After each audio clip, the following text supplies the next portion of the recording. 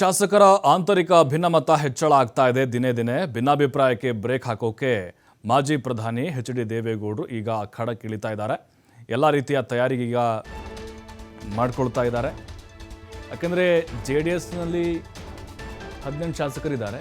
ಆಂತರಿಕ ಭಿನ್ನಮತ ಅವರಲ್ಲೂ ಕೂಡ ಇದೆ. ಆಪರೇಷನ್ ಹಸ್ತದ ಭಯ ಕೂಡ ಕಾಡ್ತಾ ಇರಬಹುದು.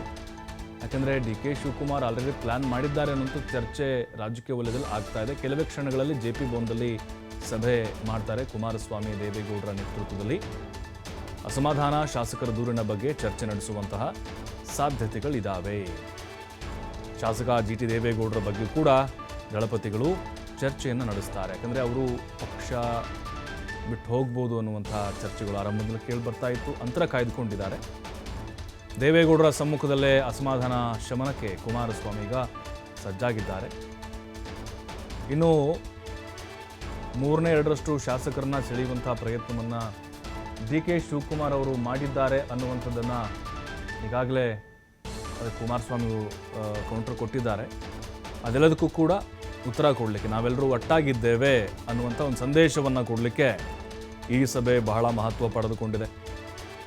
ಯಾಕೆಂದರೆ JDS ಕತೆ ಮುಗಿದೇ ಹೋಯಿತು. ಮುಂದಿನ ಚುನಾವಣೆ ಸಂದರ್ಭದಲ್ಲಿ JDS ಯಾವ ಒಂದು ಸ್ಥಿತಿಗೆ ಹೋಗುತ್ತೆ, ಈ ರೀತಿ ಚರ್ಚೆಗಳು ನಡೀತಾ ಇದೆ. ಹಾಗಾಗಿ ಅದೆಲ್ಲದಕ್ಕೂ ಕೂಡ ಒಂದು ಉತ್ತರ ಕೊಡಬೇಕು ಅನ್ನುವಂಥ ನಿಟ್ಟಿನಲ್ಲಿ ದೇವೇಗೌಡರು ಈಗ JP ಭವನದಲ್ಲಿ ಒಂದು ಸಭೆ ನಡೆಸ್ತಾರೆ. ಅಲ್ಲಿ GT ದೇವೇಗೌಡರ ಒಂದು ಅಸಮಾಧಾನ ಏನಿದೆ, ಇತ್ತೀಚೆಗೆ ಅವರು ಬಹಿರಂಗವಾಗಿಯೇ ಪಕ್ಷದ ನಾಯಕರ ವಿರುದ್ಧವಾಗಿ ಅಸಮಾಧಾನಗಳನ್ನು ವ್ಯಕ್ತಪಡಿಸ್ತಾನೇ ಇದ್ದಾರೆ. ಅಂದರೆ ಕಾಂಗ್ರೆಸ್ ಪರವಾಗಿ ಸಾಫ್ಟ್ ಕಾರ್ನರ್ ಹೊಂದಿದ್ದಾರೆ, ಅದರಲ್ಲೂ ಮುಖ್ಯಮಂತ್ರಿಗಳ ವಿಚಾರವಾಗಿ.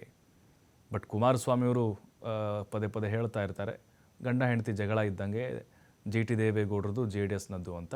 ಬಟ್ ಇವತ್ತಿನ ಸಭೆಯಲ್ಲಿ ಅದನ್ನು ಕೂಡ ಗಂಭೀರವಾಗಿ ತೆಗೆದುಕೊಳ್ಳಲಿದ್ದಾರೆ.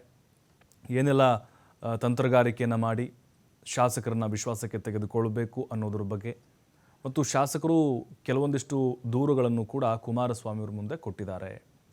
ಅಂದರೆ ಈಗ ನೋಡಿ, ಕುಮಾರಸ್ವಾಮಿ ರಾಜ್ಯಾಧ್ಯಕ್ಷರಾಗಿದ್ದಾರೆ ಮತ್ತು ಕೇಂದ್ರ ಸಚಿವರಾಗಿದ್ದಾರೆ. ಹಾಗಾಗಿ ಅವರು ದೆಹಲಿಯಲ್ಲಿ ಜಾಸ್ತಿ ಇರ್ತಾ ಇದ್ದಾರೆ, ನಮ್ಮ ಕೈಗೆ ಸಿಗ್ತಾ ಇಲ್ಲ. ಪಕ್ಷದಲ್ಲಿ ಕೆಲವೊಂದಿಷ್ಟು ಸಮಸ್ಯೆಗಳಿದ್ದಾವೆ, ಸಂಘಟನೆ ಮಾಡೋಕ್ಕಾಗ್ತಾ ಇಲ್ಲ, ನಮಗೆ ಒಂದು ನಾಯಕತ್ವ ಅನ್ನೋದು ಇಲ್ಲ ಅನ್ನುವಂತಹ ಒಂದು ಚರ್ಚೆಗಳು ಕೂಡ ಇವತ್ತು ದೇವೇಗೌಡರು ಮಾತುಕತೆ ನಡೆಸಲಿದ್ದಾರೆ.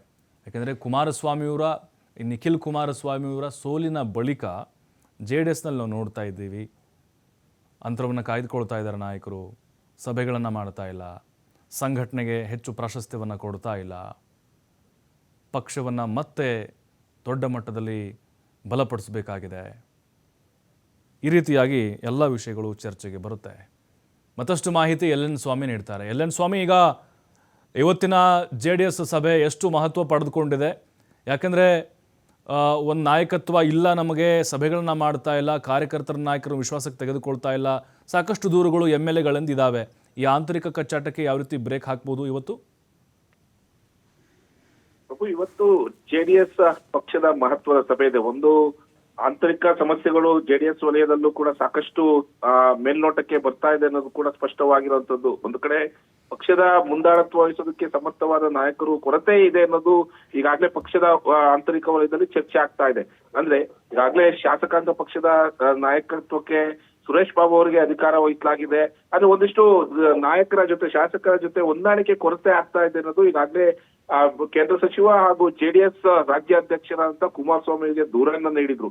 ಇದು ಒಂದು ಕಡೆ ಆದ್ರೆ, ಮತ್ತೊಂದು ಕಡೆ ಪದೇ ಪದೇ ಪಕ್ಷದ ನಾಯಕರನ್ನ ಸೆಳೆಯುವ ಕೆಲಸ ಕಾಂಗ್ರೆಸ್ ಮಾಡ್ತಾ ಇದೆ ಎಂಬ ವಿಚಾರಗಳು ಸಾಕಷ್ಟು ಚರ್ಚೆ ಆಗ್ತಾ ಇದೆ. ಅಂದ್ರೆ ಆಪರೇಷನ್ JDS ಆಗುತ್ತಾ ಎಂಬ ವಿಚಾರಗಳು ಸಾಕಷ್ಟು ಚರ್ಚೆ ಆಗ್ತಾ ಇದೆ.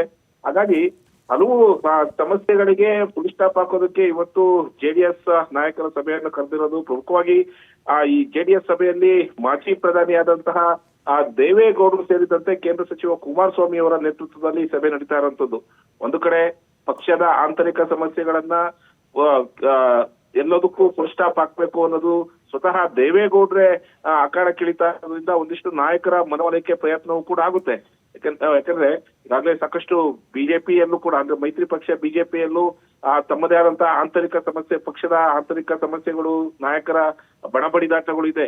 ಅದೇ ರೀತಿಯಲ್ಲಿ ಜೆಡಿಎಸ್ ವಲಯದಲ್ಲೂ ಹೆಚ್ಚಾದಂತ ಸಂದರ್ಭದಲ್ಲಿ ಮೈತ್ರಿಯಲ್ಲಿ ಇನ್ನಷ್ಟು ಶಕ್ತಿ ಕೊರತೆ ಆಗುತ್ತೆ ಎಂಬ ಮನಗೊಂಡಿರುವಂತಹ ನಾಯಕರು ಇವತ್ತು ಜೆಡಿಎಸ್ ನಾಯಕರ ಸಭೆಯನ್ನ ಕರೆದು ಅಲ್ಲಿ ಶಾಸಕರ ಒಂದು ಅಭಿಪ್ರಾಯಗಳನ್ನ ಪಡೆದು ಯಾಕೆ ಅಸಮಾಧಾನ ಹೆಚ್ಚಾಗ್ತಾ ಇದೆ, ಯಾವ ವಿಚಾರದಲ್ಲಿ ಕೊರತೆಗಳು ಆಗ್ತಾ ಇದೆ ಎಂಬ ವಿಚಾರವನ್ನ ತಿಳಿದುಕೊಂಡು ಎಲ್ಲವನ್ನೂ ಶಮನಗೊಳಿಸುವ ಪ್ರಯತ್ನಕ್ಕೆ ಮುಂದಾಗಿರುವಂತದ್ದು.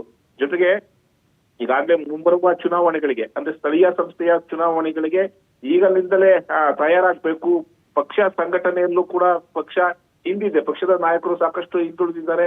ಹಾಗಾಗಿ ಎಲ್ಲರೂ ಕೂಡ ತಮ್ಮ ಹೆಚ್ಚಿನ ಜವಾಬ್ದಾರಿಗಳನ್ನ ಹೊತ್ತು ಪಕ್ಷ ಸಂಘಟನೆಯಲ್ಲಿ ತೊಡಗಬೇಕು.